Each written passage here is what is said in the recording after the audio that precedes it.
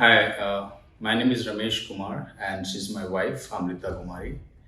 And we were facing a lot of problems. Like she was having some spinal issues for almost like 10 long years. And we went to different hospitals, including like top notch hospitals in Delhi.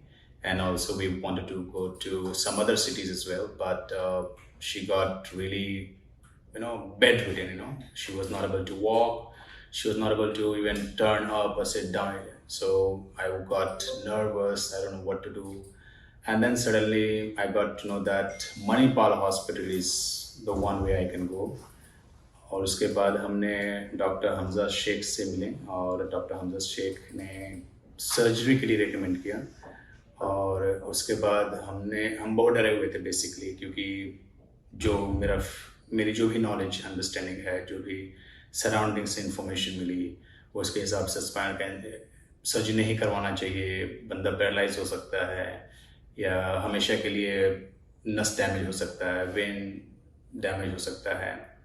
तो हम नहीं जाना चाह रहे थे। In fact pandemic से पहले भी किसी डॉक्टर ने सजेस्ट किया कि सर्जरी करवाइए, लेकिन हमने नहीं करवाया, क्योंकि वही फियर था कि कहीं कुछ ज़्यादा ना हो जाए। तो हमने सर्जरी नहीं करवाया, और इसी सर्जरी को हम अवॉइड कर रहे थे।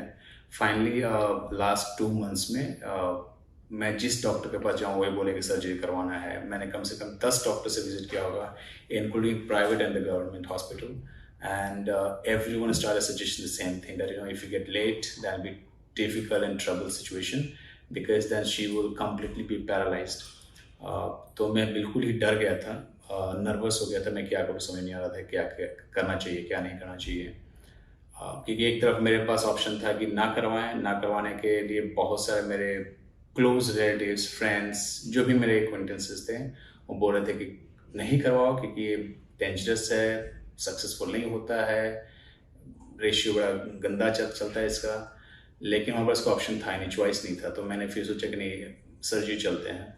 तो किसी तरह समहाउ हम जस्ट शेख से मिले हम, और फिर उन्होंने बोला कि आप सर्जरी करवाइए और टेंशन ना लीजिए।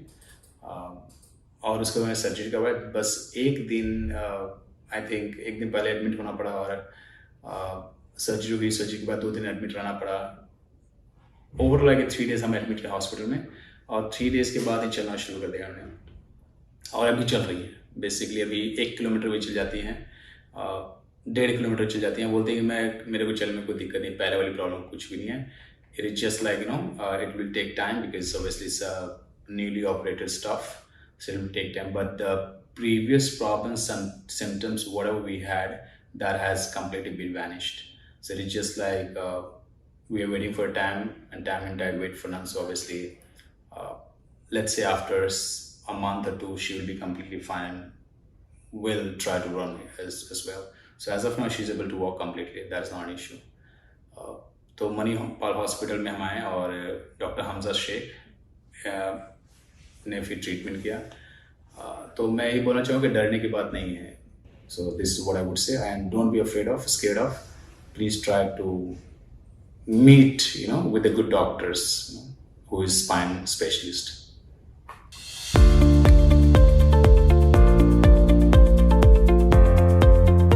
ये पेशेंट अमृता जी मेरे पास जब ओपीडी में आए थे, तब इनकी हालत इस तरह थी कि ये 2 मिनट भी नहीं चल पाती थी, और इनके पैर में कमजोरियां थी, और इनके यूरिन कंट्रोल में भी फर्क आ रहा था।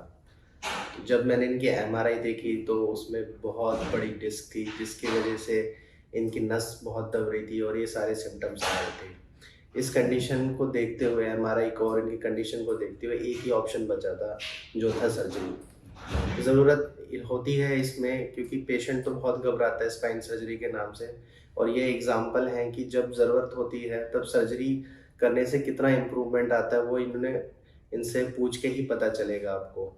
जिस दिन सर्जरी हुई, उसके अगले दिन से ही ये चल रही थी। इनके पैर में दर्द ख़त्म हो चुका था, और ये धीरे धीरे करके इनके पैर में जो कमज़ोरी है वो भी इम्प्रूवमेंट हो रही है। यूरिन का कंट्रोल भी बेहतर हो चुका है।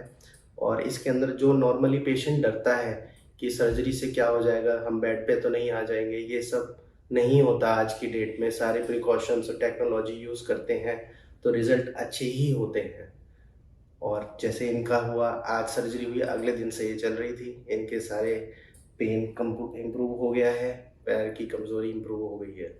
इनकी हमने स्पाइन की सर्जरी मिनिमली इन्वेजिव सर्जरी के तरीके से यूज टेक्नोलॉजी से करी है, जिसमें बहुत छोटा सा लगभग 1.5 से 2 इंच का हमने इंसिजन दिया था, जिससे हमने इनकी जो डिस्क है निकाली थी और स्क्रू और रॉड से फिक्स किया था। इसके बाद एक क्वेश्चन ये भी होता है इन पेशेंट्स के मन में कि क्या वो आगे झुक पाएंगे, नहीं झुक पाएंगे। तो ये सब भी हमने बताया है कि सब झुक पाएंगे, बस 2 से 3 महीने का प्रिकॉशन रहता है।